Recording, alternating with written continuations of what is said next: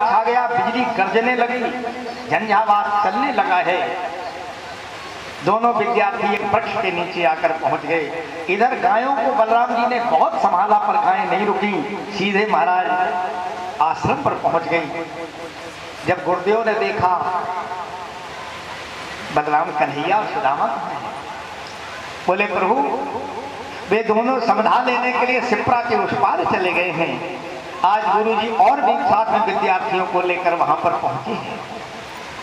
बहुत आवाज लगाई पर उस झंझावात में आवाज सुनाई नहीं दी है। इस पे नहीं, आप भाव से नीचे रखो, नीचे रखो, नीचे। ये देखो, ये भगवान का विग्रह होता है, आप लोग समझ लें। ऐसी कोई सामग्री भगवान के विग्रह पर नहीं चढ़ानी चाहिए। पुष्प पत्र दक्षिणा तो आप रखें, लेकिन और सामान भगवान के ऊपर नहीं रखना चाहिए। जब आवाज नहीं सुनाई दी तो गुरुदेव ने अपने तपस्या की बल से उस स्थान को ऐसा बना दिया कि जहां पर कोई भी हिंसक जीव हिंसा न कर सके। गुरुदेव लौट आए, भगवान सुदामा को लेकर एक बड़े वृक्ष के नीचे गए और कहा भैया आओ इसी वृक्ष पर बैठ करके रात्रि विश्राम करें। दोनों विद्यार्थी वृक्ष पर चढ़ गए। भगवान ने सुदामा से कहा मित्र अब जरा ध्यान देना, मेरा कलेवा तो बलराम जी के पास रह गया है, पर तुम्हारा कलेवा तुम्हारे पास है। हमें भी आधा खिला दो, आधा तुम खा लो। सुदामा सतर्क हुए। सुदामा जानते हैं कि आज अगर भगवान को हमने प्रसाद खिलाकर तृप्त कर दिया तो ये हमें लक्ष्मीपति बना देंगे। इसलिए सुदामा ने उत्तर दिया, बोले कन्हैया कभी कभी जीवन में व्रत रखना बहुत अच्छा होता है। रात्रि का समय है, पेड़ पर बैठे अगर अन्न का भोजन करेंगे तो आलस्य आ सकता है। आओ इस वृक्ष में बहुत सुंदर सुंदर फल लगे हैं, दोनों लोग फलों का चयन करें, भगवान का भोग लगाए, फलाहार करके रात्रि बिताएंगे। भगवान आह भर करके रह गए। बोले अरे मित्र तू बहुत चालाक है। कोई बात नहीं। सवेरे गुरुदेव गए दोनों विद्यार्थियों को लेकर, विद्या पूर्ण हुई। जिस समय तीनों विद्यार्थी चलने लगे हमने सुबह बताया था, मां शील ब्राह्मण का आभूषण है, इसलिए मैं धन ग्रहण नहीं करूंगा। भगवान ने कहा भैया अपने लिए ना सही,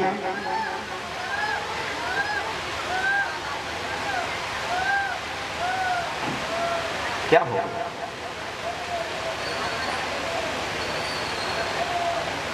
के लिए ले लो। सुदामा ने कहा कि नहीं मित्र, मैं किसी इतनी गरीब कन्या के साथ विवाह करूंगा जैसा मैं हूं और जीवन कट जाएगा। धन आने पर आपकी भक्ति भूल सकती है, इसलिए प्रभु मैं धन की आकांक्षा नहीं करता। एक बार भगवान फिर आह भर कर रह गए, दो बार भगवान ने प्रयास किया और भगवान हार गए। सुदामा अपने नगर चले गए। भगवान मथुरा की ओर पदार्पण कर लिया। दिन बीतने लगे। आज भगवान श्याम सुंदर ने देखा मथुरा में एक ब्रह्मोद्योग होता है, यहाँ पर विभिन्न पाठशालाओं के स्नातक आते हैं, ब्रह्म पर प्रवचन करते हैं, उन्हें पारितोषिक दिया जाता है, उनका सम्मान किया जाता है। भगवान को याद आ गया हमारा मित्र भी ब्रह्मवित्तम है, क्यों ना सुदामा को सूचना दी जाए। भगवान ने तुरंत एक पत्र लिखा, सेवक को भेजा है। सुदामा को पत्र मिला, सुदामा हर्षित होकर चल दिए। मथुरा पहुंच गए, कृष्ण से मिलन हुआ, छाती से छाती मित्रों की मिली और जिस समय ब्रह्मोद्योग प्रारंभ हुआ सुदामा को गद्दी पर पहुंचाया गया। निर्णय करने के लिए स्वयं गर्गाचार्य जी बैठे हुए हैं। बगल में उनकी एक बेटी है जिसका नाम कौमुदी है, जो वृंदावन की स्नातिका है, वो भी बैठी। धीरे धीरे विद्यार्थियों का नंबर आ रहा था, विद्यार्थी बोल रहे थे, लेकिन जिस समय सुदामा जी का नंबर आया और सुदामा जी ने ब्रह्म पर प्रवचन प्रारंभ किया है तो तालियों से सारा सभागार गड़गड़ा गया। कौमुदी ने अपने पिता के बगल में बैठे हुए कहा, पिताजी ये ब्राह्मण विद्वान तो बहुत है, लेकिन गरीब भी बहुत है। संसार में क्या कोई ऐसा लक्ष्मीपति नहीं हुआ जो इस ब्राह्मण की गरीबी को दूर कर देता? गर्गाचार्य जी पुत्री के भाव को समझ गए। उद्योग पूर्ण हुआ। गर्गाचार्य जी ने पता लगाया ये ब्राह्मण कहाँ रुके हुए हैं।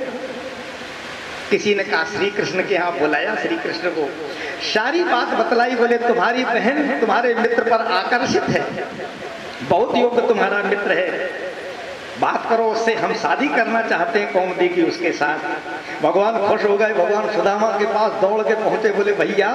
बोले हाँ। बोले विवाह आ गया। सुदामा बोली कहाँ से? भगवान ने कहा जो बेटी अपने पिता के साथ सिंहासन पर बैठी थी वही है। सुदामा रोने लगे। सुदामा ने कहा नहीं कृष्ण, वे यदुकुल के आचार्य हैं, उनके यहाँ संपत्ति की कोई कमी नहीं है, सुख सुविधाओं में भी कोई कमी नहीं। वह बेटी राज परिवार में पली और बढ़ी है, मुझ गरीब के यहाँ आकर के उसका कैसे पूरा होगा? इसलिए भैया मैं उसके साथ विवाह कैसे कर सकता हूँ? लेकिन अब की बार भगवान ने ऐसा प्रयास किया कि भगवान जीत गए। तो सुदामा ने कहा कन्हैया हमारे गांव का नियम है, मैं गांव वापस जाऊंगा और गांव से बारात लेकर के आऊंगा। भगवान बोले ठीक है। सुदामा जी अपने गांव पहुंचे, सभी को समाचार दिया। अभी तक आपने सुदामा की गरीबी देखी, अब सुदामा के गांव की गरीबी देखिए। पूरे गांव में एक जोड़ी वस्त्र है। जब कोई वर विवाह करने के लिए जाता है तो वह वस्त्र उसको दे दिए जाते हैं। आज वो वस्त्र सुदामा को भी मिले। अब महाराज सुदामा अपनी बारात लेकर जिस समय चले, जिस नगर से निकलते हैं लोग देखते हैं, एक ही चर्चा करते हैं। बोले पर सुंदर तो बहुत है, इसके मस्तक पर तेज चमक रहा है, लेकिन गरीब बहुत है। ये भाव भगवान समझ गए। भगवान ने रेशमी वस्त्र के जोड़े सिलवाए, रथारूढ़ हुए और भगवान मार्ग में जाकर सुदामा से मिले। सुदामा बोले हाँ भैया। बोले ये वस्त्र पहन लो। सुदामा ने कहा कि प्रभु हमारे गांव का नियम है कि यही वस्त्र पहनकर शादी में बर जाता है। तो भगवान बोले हमारे भी गांव का नियम है कि जो वस्त्र बेटी के यहाँ से आते हैं, जो बेटी वाला देता है उसको पहनना पड़ता है। आज भी दिए जाते हैं ना वस्त्र, तो वस्त्र पहनना पड़ता। आज सुदामा हार गए, भगवान जीत गए हैं। भगवान ने रेशमी वस्त्र अपने हाथों से पहनाए, मस्तक पर चंदन लगाया, सुदामा की शोभा निखर गई। भगवान रथ पर तो चले आए, इधर पीछे से सुदामा बारात लेकर पधारी। सुखदेव जी ने कहा राजन, गर्गाचार्य जी ने बारात की अगवानी की। सुदामा को बैठाल कर हाथी पर नगर परिक्रमा कराई गई। विधिवत वैदिक रीति से सुदामा का विवाह संपन्न हुआ। अब नंबर विदाई का आया। गर्गाचार्य जी ने अरबों खरबों की संपत्ति सजवाई, थोड़ी मोड़ी नहीं। सुदामा की बाह पकड़ी, एक एक संपत्ति का अवलोकन कराते हुए गर्गाचार्य जी ने कहा प्यारे पुत्र ये सब तुम्हारी है। आज नहीं, वर्ष में इस तिथि पर प्रत्येक वर्ष इतनी ही सामग्री मैं तुम्हें दूंगा। बारे सुदामा, गांव के लोगों ने जिस समय सुना हर्षित हो गए, आपस में गले मिलने लगे। बोले भैया सुदामा नहीं, तो गांव की गरीबी दूर हो गई। पर सुदामा ने बहुत धैर्य पूर्वक कहा पिताश्री मेरे गांव का नियम है, हम लोग दहेज नहीं लेते हैं। सारा समाज यह सुनकर स्तब्ध रह गया। गर्गाचार्य जी ने बहुत प्रयास किया, पर सुदामा ने कहा नहीं नहीं, हम अपने गांव की परिपाटी को नहीं बदल सकते, अपने समाज के नियमों को नहीं तोड़ सकते, भारतीय संस्कृति को हम समाप्त नहीं कर सकते, इसलिए संपत्ति हम ग्रहण नहीं करेंगे। बहुत कहा सुना गया तो सुदामा ने एक गाय स्वीकार की है। गाय, गांव के लोग आ भर कर रह गए। बोले भैया गरीबी दूर होते होते रह गई। विदा की अवसर आया, ये सूचना कौमुदी को भी प्राप्त हो गई। ये ब्राह्मण इतना हठी है, इसने एक पैसा भी नहीं दिया है, अब हमारा क्या होगा। सभी लोग मिलने के लिए जा रहे थे, भगवान श्याम सुंदर भी पहुंच गए। पालकी का उघार प्रभु ने उठाया, गर्दन अंदर की, कौमुदी ने दोनों भुजाओं को गर्दन में डाल दिया और कहा भैया हमारा क्या होगा। प्रभु भी रोने लगे। उन्होंने कहा मैंने अपने जीवन में 2 प्रयास किए इस ब्राह्मण को धनपति बनाना है, पर ये इतना जिद्दी और हठी है, मैं दोनों बार हार गया। पर तू चिंता मत कर, तू इसके घर में जा और बहन केवल और केवल तू एक बार इसे मेरी ओर भेज देना, इसको मांगने की आवश्यकता नहीं होगी, मैं इसकी पूर्णता को पूर्ण कर दूंगा। कौमुदी ने कहा कि भैया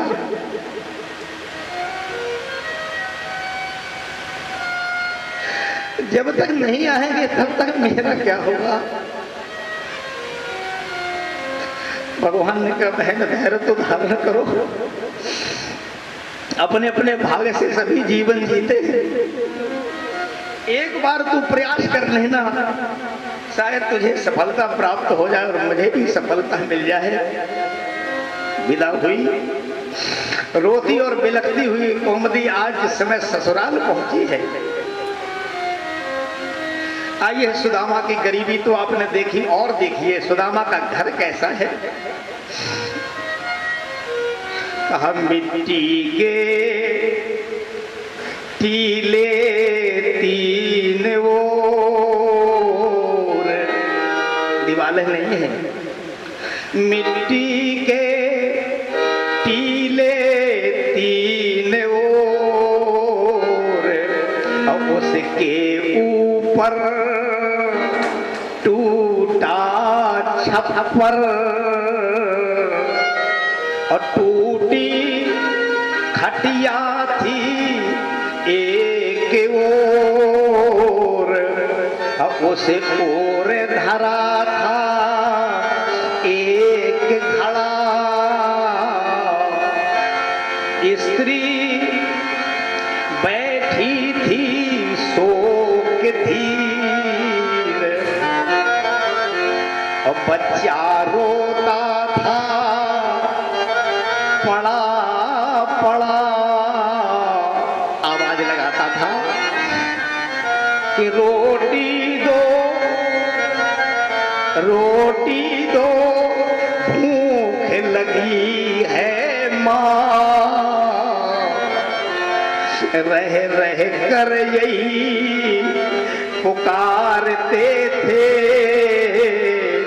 और माँ मानो बहरी होती थी, अंतिम में वही हारते थे।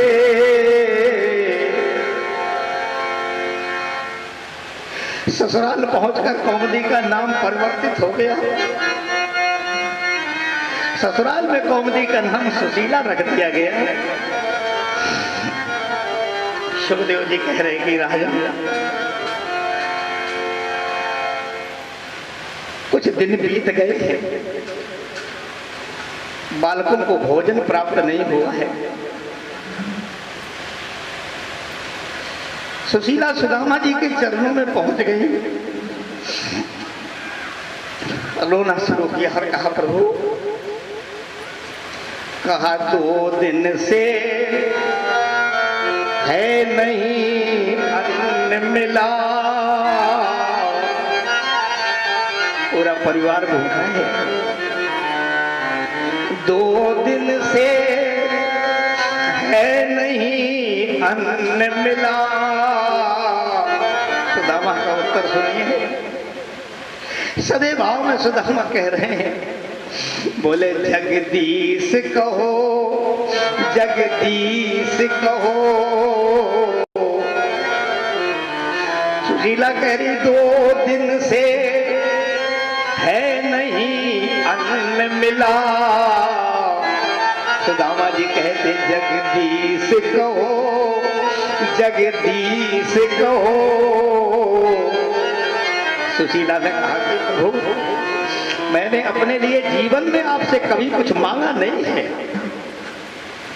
कहा मैंने तो जीवन में कदापि कोई वस्तु कभी ना चाही है। और हरि इच्छा से जो